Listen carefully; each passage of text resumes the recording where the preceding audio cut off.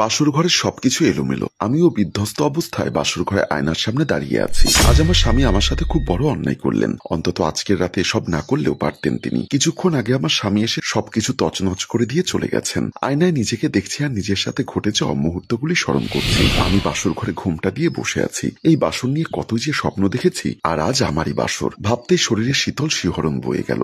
দরজার আওয়াজে ভাবনার জগৎ থেকে বের হয়ে আসলাম আমি। বিয়ের আগে দাদি বলে দিয়েছিলেন বাসর ঘরে স্বামী আসার পর যেন তাকে সালাম করি। তাই আমিও ভদ্র মেয়ের মতো এগিয়ে গেলাম সালাম করার জন্য। যখনই সালাম করব অমনি উনি সজোরে আমার গালে চড় মেরে বসলেন। হঠাৎ চড় দেওয়ায় তাল সামলাতে না পেরে আমি গিয়ে খাটে ছিটকে পড়লাম। গালে হাত দিয়ে নিচের দিকে তাকিয়ে আছি আর ভাবছি, কেন মারলেন উনি আমায়? আমি কি কোনো অন্যায় করেছি? কিন্তু কি অন্যায় করলাম যার জন্য উনি আমায় বাসর রাতে চড় মারলেন? ভাবনার সাথে চোখের পানিও বিসর্জন দিচ্ছি। কখনো ভাবিনি বাসর রাতে আমার জন্য এত বড় সারপ্রাইজ অপেক্ষা করবে। উনি আবার আমার চুলের মুঠি ধরে ধাক্কা মেরে বিছানায় ফেলে দিলেন। তারপর আমার মাথা থেকে ঘোমটা নিয়ে ফ্লোরে ছুঁড়ে মারলেন। এবার আমি ওনার দিকে তাকালাম ভালো করে। খুব সুন্দর উনি, একেবারে আমার কল্পনার রাজপুত্রের মতো। লম্বা জিম করা বডি, স্পাইক করা চুল কপালে এসে পড়েছে, অনেক ফর্সা গোলাপি ঠোঁট, চেকুন নাক, একেবারে পারফেক্ট লুক। কিন্তু আমার সাথে এমন করছেন কেন উনি, সেটাই বুঝতে পারছি না। আমার এসব ভাবনার মধ্যেই উনি আমার সব গহনা কখন টেনে খুলে ফেললেন আমি টেরি পাইনি। শাড়িতে হাত দিতেই আমি ছিটকে দূরে সরে গেলাম। কিন্তু আমি যতই পিছাচ্ছি উনি ততই এগোচ্ছেন। একসময় টান দিয়ে আমার শাড়ির আঁচলটি ফেলে তারপর বিছানা থেকে নেমে যায়। উনি যা করছেন তাতে আমি বেশ অবাক হচ্ছি। কারণ উনি আমার গহনা গুছিয়ে ওনার কাবার্ডে রাখছেন, যে গহনা শ্বশুরবাড়ি থেকে দেওয়া হয়েছিল। গুছিয়ে রাখার পর উনি আবার আমার দিকে এগিয়ে এসে বললেন, এই মেয়ে শোনো, তোমায় আমি কোনোদিন নিজের স্ত্রী হিসাবে মানবো না। আমার গার্লফ্রেন্ড আছে, যাকে আমি কথা দিয়েছিলাম তাকে ছাড়া আর কাউকে বিয়ে করব না। আর এজন্যই আমি গহনা নিয়ে নিয়েছি, কারণ এসবে শুধু তার অধিকার আছে। সে এখন দেশের বাইরে আছে, তাই আমার বিয়ের সম্পর্কে কিছু জানে না। শুধুমাত্র মায়ের কসম রক্ষার্থে আমি তোমাকে বিয়ে করেছি। আর যতটুকু পাবে ততটুকু নিয়ে খুশি থাকবে। আমার কাছ থেকে তুমি সব পাবে, শুধু ভালোবাসা ছাড়া। না, আমি তোমায় এখন নিজের বউ হিসাবে মানছি না, আর না পরে মানবো। কথাটা বলে রুম থেকে চলে গেলেন উনি। খুব কষ্ট হচ্ছে আমার। বাসর ঘরে স্বামীর মুখে এসব কথা শুনবো কখনো কল্পনাও করিনি। মানুষ ঠিকই বলে বেশি স্বপ্ন দেখতে নেই। এসব ভাবতে ভাবতে কখন যে রাত 3টা বেজে গেছে টেরি পাইনি। ঘড়ির দিকে একবার তাকিয়ে ভাবলাম ওয়াশরুমে যাওয়া উচিত, একটু ফ্রেশ হওয়ার দরকার। আমি ওয়াশরুমের দিকে চলে গেলাম। ওয়াশরুমে ঢুকে আয়নার সামনে দাঁড়িয়ে নিজের ইচ্ছামতো কান্না করতে লাগলাম। চোখের পানি যে আর ধরে রাখা সম্ভব হচ্ছে না, অঝোর ধারায় গড়িয়ে পড়ছে নিচে। কোনো মেয়েই বাসর রাতে চড় খেয়ে নিজের স্বামীর মুখে অন্য মেয়ের কথা শুনে ঠিক থাকতে পারবে না। কোন রকমের শাওয়ার সেরে একটা লং 3 পিস পরে নিলাম। উনি এখনো আসেননি, হয়তো আর আসবেও না। তাই দরজা বন্ধ করে দিয়ে বিছানার দিকে গেলাম শুয়ে পড়তে। সকালে দরজা ধাক্কানোর আওয়াজে ঘুম ভেঙে গেল আমার। ঘড়ির দিকে তাকিয়ে দেখলাম সকাল 5টা বাজে। এত সকালে আবার কে দরজা ধাক্কাচ্ছে? একরাশ বিরক্ত নিয়ে দরজা খুলে দিতে উঠে নিচে নেমে গেলাম। দরজা খুলে দিতেই দেখি ও মা, আমার জামাই সাহেব দরজার ওপারে দাঁড়িয়ে আছে। দরজা ছেড়ে দিয়ে রুমে চলে আসলাম আমি। তারপর উনিও রুমে ঢুকে দরজা বন্ধ করে আমার দিকে এগিয়ে আসেন। আমার কাছে এসে তাকিয়ে বললেন, শোনো, কাল আমি তোমাকে যা বলেছি তার কিচ্ছুটি যেন আম্মুর কানে না যায়। আম্মু আমার গার্লফ্রেন্ড কাজলকে একদম সহ্য করে না, একদম পছন্দ করে না। কেন করে না সেটাই বুঝি না। আর হঠাৎ তোমাকে দেখে পছন্দ হলো আর বিয়েটাও করিয়ে দিলেন। সে যাই হোক, কাল যা যা বলেছিলাম আশা করি মনে আছে। এটা বলেই এক মুহূর্তও দাঁড়ালো না উনি, সোজা ওয়াশরুমের দিকে চলে গেলেন। আমি এখনো যেভাবে ছিলাম ঠিক সেভাবেই দাঁড়িয়ে আছি। বুক ফেটে কান্না আসছে আমার। আমি তো কোনো ভুল করিনি, তাহলে আমি কেন এত বড় শাস্তি পাচ্ছি? কোন রকমে চোখ মুখ মুছে বিছানার দিকে চলে আসলাম, বসে পড়লাম আর ভাবতে থাকলাম কি থেকে কি হয়ে গেল। ওয়াশরুম থেকে শাড়ি পরতে না পেরে কোনো মতে পিছিয়ে বের হয়ে চলে এসেছি।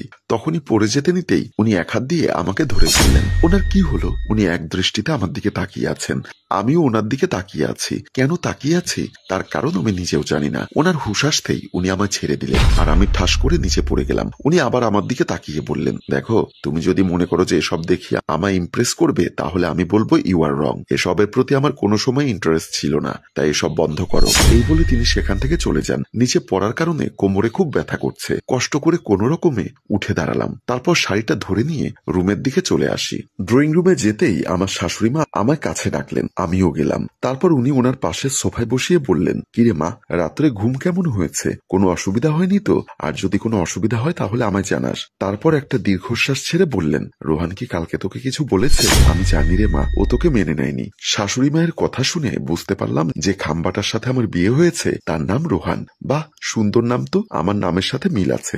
আমার নাম সোহানা আর ওনার নাম রোহান। মনে মনে কথাটা ভেবে একটা হাসি দিলাম। শাশুড়ি মায়ের কথা শুনে হুঁশ আসলো আমার। তারপর নিজেকে ঠিক করে বললাম, না মা, কাল উনি আমাকে কিচ্ছু বলেননি, আর আমাকেও মেনে নিয়েছেন। শেষের মিথ্যা কথাটা বলতে খুব কষ্ট হয়েছে আমার। শাশুড়ি মা হয়তো আমার কথাটা বিশ্বাস করেননি, তাই কিছুক্ষণ চুপ থেকে বললেন, এখন থেকে তুই আমার বাড়ির মেয়ে আর বউ দুটোই, তাই রোহানের সম্পর্কে জানার অধিকার তোর আছে। শোন মা, রোহান একটা মেয়েকে ভালোবাসে, মেয়েটিকে আমি একদম পছন্দ করি না, ওয়েস্টার্ন জামা কাপড় পরে, তাছাড়া ব্যবহারও ভালো না। আমি যে রোহানের মা হই, তারপরেও আমার সাথে কেমন ভাবে কথা বলে, আর এই অভদ্র মেয়েকেই নাকি সে ভালোবেসে বিয়ে করবে। তারপর হঠাৎই তোকে একদিন দেখতে পাই একটা মেয়ের সাথে হেসে হেসে কথা বলছিলি, সেদিনই তোকে দেখে আমার পছন্দ হয়, আর বাকিটা তো জানিসই। শোন রে মা, আমার ছেলেটা বিজনেসম্যান হলে কি হবে, সে খুব রাগী টাইপের, কিন্তু মনটা খুবই নরম। আমার ছেলের হাতটা ছাড়িস না, সবসময় আগলে রাখিস। হয়তো তোর সাথে খুব খারাপ ব্যবহার করবে, কিন্তু তুই সব সহ্য করে নিস, দেখবি একদিন সব ঠিক হয়ে যাবে। এটা আমার তোর কাছে অনুরোধ মনে করতে পারিস, রাখবি তো এই অভাগীর অনুরোধ? আমি নিজেকে যথাসম্ভব সামলে নিয়ে বললাম, হ্যাঁ মা, পারবো। উনি তো আমারই স্বামী, আর পারতে তো আমাকে হবেই। আপনি চিন্তা করবেন না একদম। আমার শাশুড়ি মা খুব খুশি হয়েছেন আমার কথা শুনে। তারপর মুখে একটা রাগী ভাব ফুটিয়ে বললেন, সব তো ঠিক আছে, বাট এখন থেকে তুই আমাকে তুমি করে বলবি, যেরকম নিজের মাকে বলিস। তুই শুধু আমার বউই না, আমার মেয়েও, তাই এখন থেকে এই পরিবারকে নিজের পরিবার মনে করবি। শাশুড়ি মা আমার সাথে কথা বলে খুশি মনে চলে গেলেন কিচেনে। হঠাৎ চোখ পড়লো একটা মেয়ের উপর, যে আমার দিকে আড়াল থেকে ড্যাব ড্যাব করে তাকিয়ে আছে। আমি উঠে ওর দিকে গেলাম, ওর পাশে গেলাম। ওর এমন তাকানো দেখে নিজেকে এলিয়েন মনে হচ্ছে। মেয়েটা আমার দিকে তাকিয়ে একটা হাসি দিয়ে বলল, হয়তো আমাকে তুমি চিনতে পারছো না, চিনতে না পারারই কথা। আমি হলাম তোমার বর রোহান খানের একমাত্র বোন রিয়া খান। মেয়েটা দেখতে খুব মিষ্টি, তার দিকে তাকিয়ে একটা মুচকি হাসি দিয়ে বললাম, কাল তো তোমায় দেখলাম না।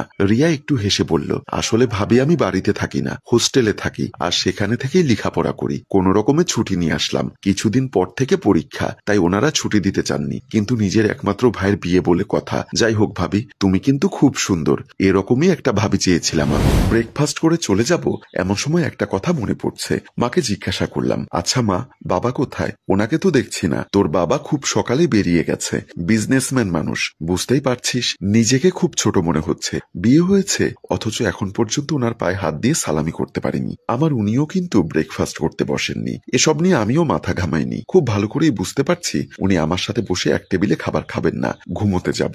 এই ঘুমোনো নিয়ে হয় আর এক ঝামেলা। আমি জানি উনি আমার সাথে এক খাটে ঘুমোবেন না, তাই আমি আগে ভাগেই বিছানায় উঠে আরাম করে শুয়ে পড়লাম। একটু পরে দরজা খোলার আওয়াজে বুঝতে পারলাম উনি এসে গেছেন, তাই আমিও ঘুমোনোর ভান করে রইলাম। একটু পরে মুখে কিছু পড়ায় চোখ খুলে তাকালাম, তাকিয়ে দেখলাম বালিশ আমার মুখে পড়ে আছে। নিশ্চয়ই উনি ছুঁড়ে মেরেছেন। আমিও একটু হালকা রেগে বললাম, কি শুরু করেছেন কি আপনি? দেখতে পাচ্ছিলেন না আমি যে ঘুমোচ্ছিলাম? জানেন না কেউ ঘুমিয়ে থাকলে তাকে সুন্দর করে ডাকতে হয়? এতটুকু ম্যানার্স পর্যন্ত আপনার নেই? উনিও রেগে বললেন, ম্যানার্স শিখাচ্ছ তুমি আমায়? Like seriously? তুমি নিজে কতটুকু ম্যানার্স জানো? যদি জানতে তাহলে আমার খাটে তুমি শুতে না। ওঠো আমার খাট থেকে, আমি এখন ঘুমোবো, খুব ঘুম পাচ্ছে আমার। আমিও একটু হেসে দিয়ে বললাম, সরি জামাই, এখন আর আপনি সিঙ্গেল নন, মিঙ্গেল হয়ে গেছেন, আর আমি আপনার বউ, আর এটা আপনি ভুলে যাবেন না। আমি আমার স্বামীর খাটেই শুব। কার বাপের কি? কারো বাপের কিচ্ছু না, বাট আমার অনেক কিছু। আর কাল রাতে কি বলেছিলাম ভুলে গেছো নাকি? আমি একটু ভাবার ভান করে বললাম, কই, আপনি তো আমায় কাল কিছু বলেননি। আর দেখুন, খাটে ঘুমোলে ঘুমন, না হলে সোফায় গিয়ে ঘুমন,